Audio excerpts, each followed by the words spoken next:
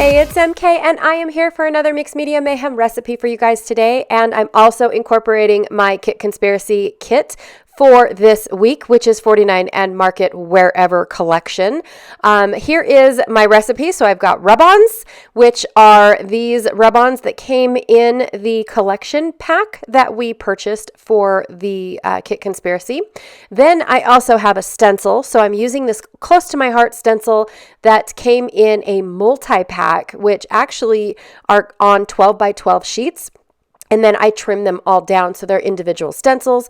I'm going to be using these inks. And then lastly, my spray ink, which is Black Soot Distress ink. So I'm going to be using two different inks for my stenciling, which is the papaya ink paprika ink, I apologize, from Close to My Heart, and then the Distress Oxide in Aged Mahogany to get a blend to match the paper that I picked out from this 49 and Market collection.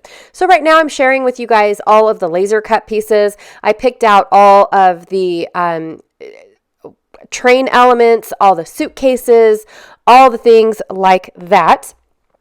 Because I'm going to be documenting about a people mover, basically. And what it is an electric motor car that they created back in the day, 1872, I believe, for transporting people, because as the railroad got more popular, a lot of people were taking it from town to town or even from city to city, especially from the Virginia City and Truckee area up into the Reno area so they could work.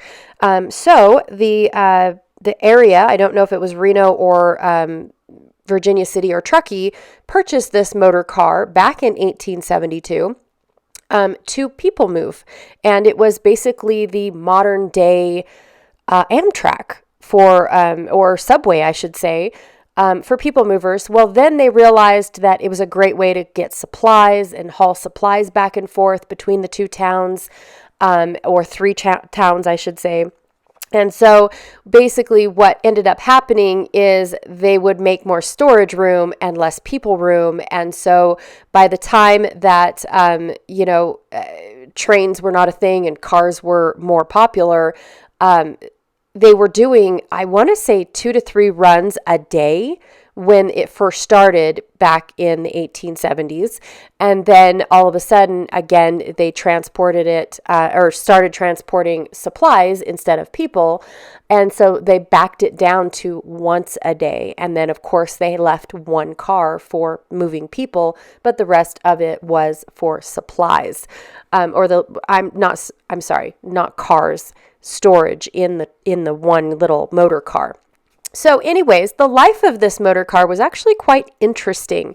After the Virginia City and Truckee area was done with this car, they sold it, and it became an office space for a construction worker. Then that guy sold it, and it ended up becoming a diner for a small stint of its life. Actually, I believe in the Virginia City Truckee area is when it became this diner. And once the gentleman was retiring, he actually gave it back to Virginia City and Truckee. Well, here's the deal. The museum had to rebuild it into its glory days of the 1800s. And because McKeen was no longer in business, they were no longer producing parts and things like that for this specific train, which is not really a train, it's a motor car. It has an electric engine and everything, you guys. It really wasn't a train, but it has the rail wheels on it. So anywho, Virginia City Museum had to basically reinvent all the bits and pieces to remodel this. And 100 years later, back in 1972, the train was recommissioned and put back not into service, but in service through the museum. And you can actually sign up and get a ride or two from this. You can go in. The train wasn't actually on the rails the day we went in, but we got to sit in it, got to check it out, got to see all the really cool features and how luxurious of a ride this would have been had it not stayed popular. All right, so moving on, I am going to do my mixed media portion of this cool layout. And what I decided to do was embellish the outsides. And I took my stencil and went ahead and mixed and matched my ink from the two different companies to create a different color, basically blending in the inks to get the color that I needed for this really cool roadmap stencil. I'm not really sure, street map stencil or whatever. I just thought it was absolutely perfect for, my people mover.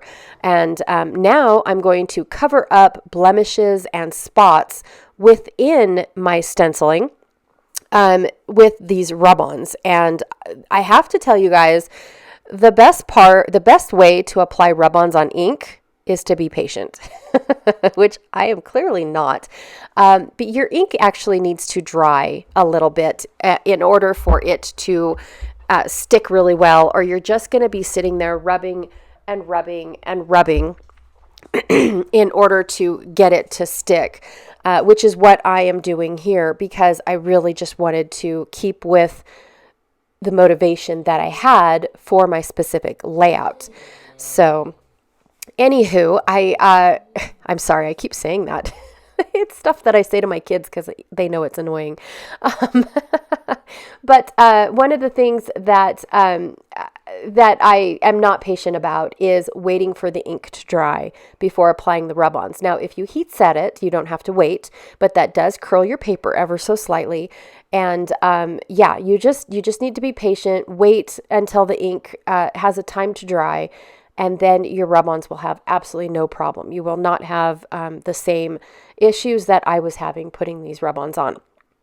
So I'm going to go ahead and use my fingernail to just curl up the ripped edge. I went ahead and ripped it based off of the design. So in the design, it had these, they're not white spaces, but they had lighter spots of the damask image in the design. And so that's where I ripped it, is between those white spaces.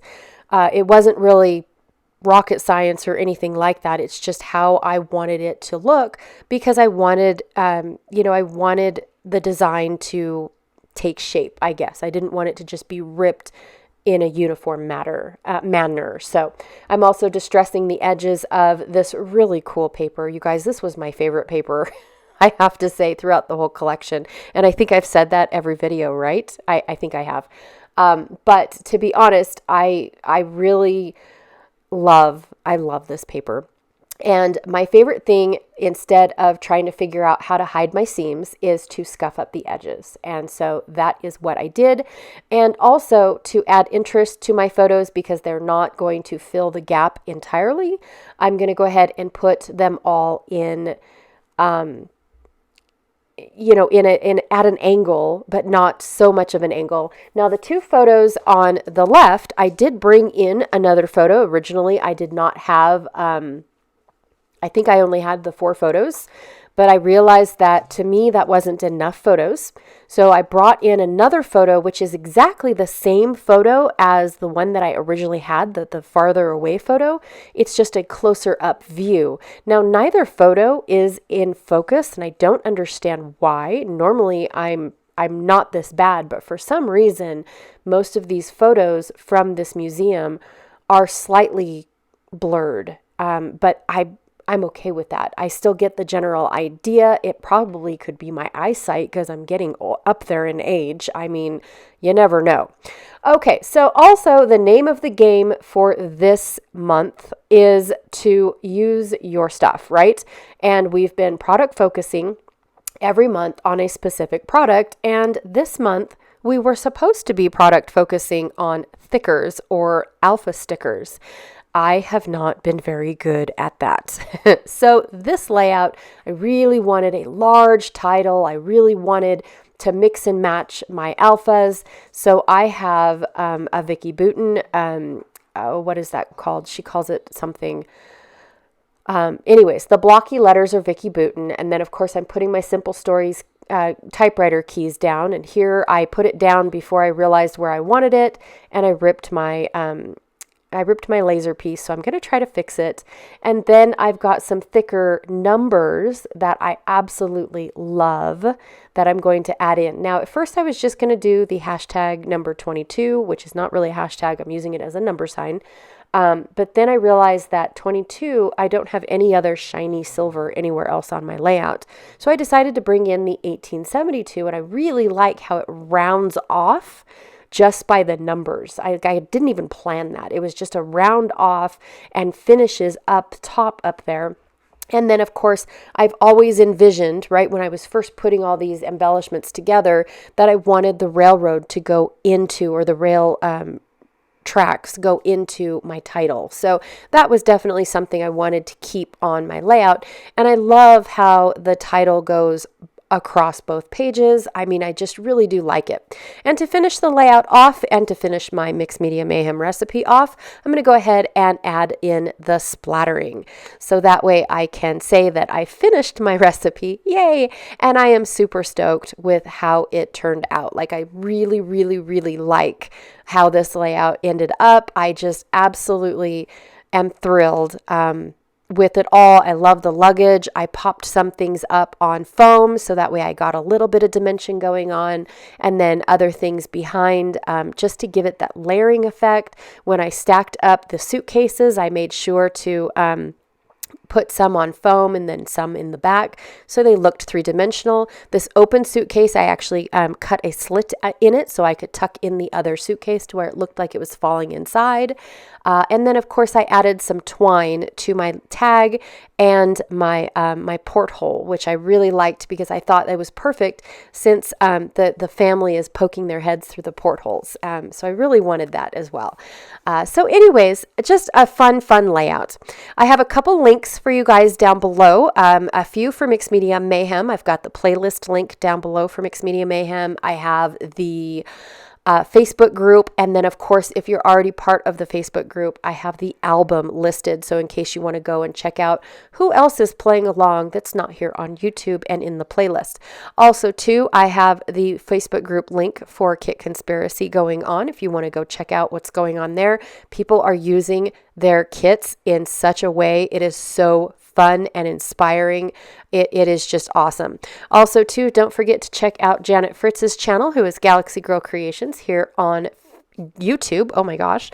And check out how she is using her Kit Conspiracy kit. All right, you guys, thank you so much, and I'll check y'all later. Bye.